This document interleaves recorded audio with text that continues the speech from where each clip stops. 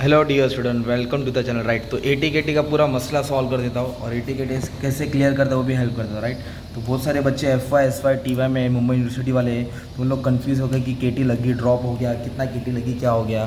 तो सब समझा देता हूँ ताकि ज़िंदगी भर का डाउट क्लियर हो जाए और तुम किसी को गाइड भी कर सकते हो, समझा भी सकते हो। ठीक है, अब जैसे कि फर्स्ट ईयर में 7 सब्जेक्ट होते हैं। Right, there are 7 subject first year. अभी जो तुमने फर्स्ट ईयर का एग्ज़ाम दिया, राइट, तो मान लो किसी को सिर्फ कोई बच्चा ऑल क्लियर हो गया तो उसने सेम 1 क्लियर किया। ओके, जैसे कि मैं ले लेता, अभी 4 खिलाड़ी का नाम ले लेता, ABCD। अभी जो ए वाला बच्चा है ना, उसने सब सब्जेक्ट्स क्लियर किया तो उसके लिए सब रास्ता खुल गया। राइट, पर जो बी बच्चा है ना, उसको 2 KT लगी है। कितनी KT लगी है? 2, सेम 1 में। ओके, और सेम 2 का एग्ज़ाम दिया, उसको भी 2 KT लगी है। तो यूनिवर्सिटी के रूल में अलाउ में 2 KT अलाउ है। कितना KT अलाउ है? 2 KT, मतलब हर सेम का वो 2-2 सेमेस्टर लेके जा सकता है। तो उसको SY में जाने के लिए अगर 2 KT है, कितनी KT है? 2 KT है, तो वो SY का फॉर्म भर सकता है, एडमिशन ले सकता है। बट बहुत सारे स्टूडेंट हैं जिसको ना 3 KT लगी है और सेम 1 में 3 KT, सेम 2 में 2 KT लगी है। ओके, तो उसको एडमिशन SY के लेने के लिए 2-2 KT अलाउ है। राइट, तो फिर वो बच्चे को क्या करना पड़ेगा? तो FY का जो है, अभी जो सेम 1 का 3 KT लगी है, तो उसको KT का फॉर्म भरना पड़ेगा और उसके लिए अप्लाई करना पड़ेगा। तो उसको सिर्फ 7 सब्जेक्ट एग्जाम नहीं देना है। जिस सब्जेक्ट में फेल हुआ उसको 3 ही सब्जेक्ट का एग्जाम दिया है। मतलब बी जो बंदा फेल हुआ है उसको तीनों का एग्जाम देना है। अगर 3 में से उसने 1 KT क्लियर कर ली तो 2-2 बच गया, तो भी SY में एडमिशन मिल जाएगा उसको।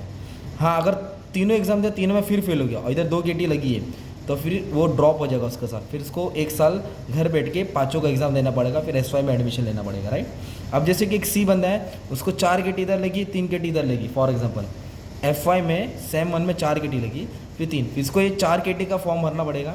1 KT का 200 या 250 रहता है यूनिवर्सिटी का, तो 4 पेपर का 1000 का भरना पड़ेगा। फिर वो अप्लाई करेगा एग्जाम के लिए, मेहनत करेगा, और 4 में तो उसको मान लो 2 KT क्लियर हो गई और इधर उसने 3 एग्जाम दिया सेम 2 का, उसकी 1 KT क्लियर हो गई। मतलब ये भी क्लियर हो गया, ये भी क्लियर हो गया, ये भी क्लियर हो गया। अभी 2-2 KT इसके पास अवेलेबल है, तो मतलब 2-2 KT लेके वो SY में जा सकता है। बट अगर उसका 3 KT और 2 KT, मतलब 3-2 का आंकड़ा नहीं चलेगा, 2-2 का आंकड़ा चलेगा। 2-2 KT लेके आप एग्जाम में जा सकते हैं। राइट, तो ये FY का रूल है। SY में कैसे हमारी में 7 एग्जाम दिया, 7 क्लियर है, तो टेंशन नहीं, TY में चले जाएगा। पर SY में इसको मान लो 2 KT लग गई। कितना KT लग गई? 2, और एक FY की KT है, तो 2 KT इधर की, FY की सेम 1 की KT, राइट, और सेम 3 की KT। तो अगर ये KT क्लियर नहीं करता वो, तो TY में नहीं जा सकता, उसको क्रॉस KT बोलते हैं। क्या बोलते हैं? क्रॉस। अगर एक KT इधर का, एक KT इधर करेगा, सेम 1 सेम 4 की एक KT है, तो इसको क्रॉस KT बोलता है। अगर ये क्लियर नहीं किया तो उसको TY में एडमिशन नहीं मिलेगा। TY में एडमिशन नहीं मिलेगा। TY में एडमिशन कब मिलेगा? या तो उसके पास सेम 2 2-2 KT चाहिए SY की, 2-2 KT, तो TY में एडमिशन मिलेगा। 2-2 से ज़्यादा रहेगा तो एडमिशन मिलने वाला नहीं है। ओके, तो फिर इसको ड्रॉप आउट होएगा, वो KT क्लियर करना पड़ेगा, वेट करना पड़ेगा, फिर वो एग्ज़ाम दे सकते हैं। राइट, तो मतलब क्या मालूम पड़ा है कि सेमेस्टर 1 में 2 KT और सेमेस्टर 2 में 2 KT, 2-2 KT लेके आप SY में जा सकते हैं। SY में 2 KT, सेम 4 में 2 KT, 2-2 KT लेके आप TY में जा सकते हैं। अगर इधर एक KT और इधर एक KT है तो उसको क्रॉस KT बोलते हैं। फिर एग्ज़ाम में TY में तुम लोग एडमिशन नहीं मिलेगा। अगर सेम 1 में 3 KT है और सेम 2 में 2 KT है, 3-2, मतलब तुमको SY में एडमिशन नहीं मिलेगा। एडमिशन कब मिलेगा? 2-2 KT रहेगा तो। ओके, यस, सेम 1 में 1 KT है और इधर 4 KT है, तो 1 और 4 हो गया, तो भी नहीं मिलेगा। 2-2 KT अलाउ है। ओके, तो मतलब क्या है, जिसके पास 2-2 KT है वो नेक्स्ट ईयर जा सकता है। अब जिसके पास 4 KT है, उसको कोई भी 4 KT है, राइट, तो उसको बच्चे को क्या करना पड़ेगा? 2 तो एग्ज़ाम क्लियर करना पड़ेगा, तो 2 KT रह जाएगी।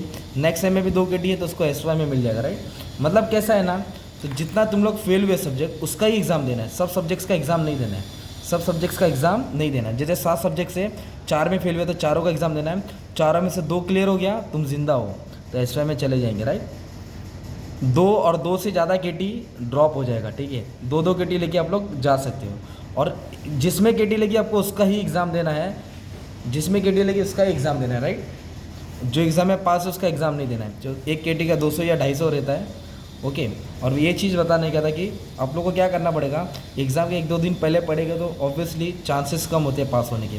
इसके लिए एटलीस्ट एग्ज़ाम के 40 या 30 दिन पहले पढ़ाई चालू करो। रोज़ एक एक सम सॉल्व करो या आंसर्स पढ़ लो। बहुत सारे यूट्यूब चैनल से टीचर्स पढ़ाती है, उधर से नॉलेज लो। तुम्हारा दोस्त लोग का कॉलेज वाले के पेपर लो। Means you have to focus, work hard. Okay, तब जाके तुम्हारा काम आसान हो जाएगा।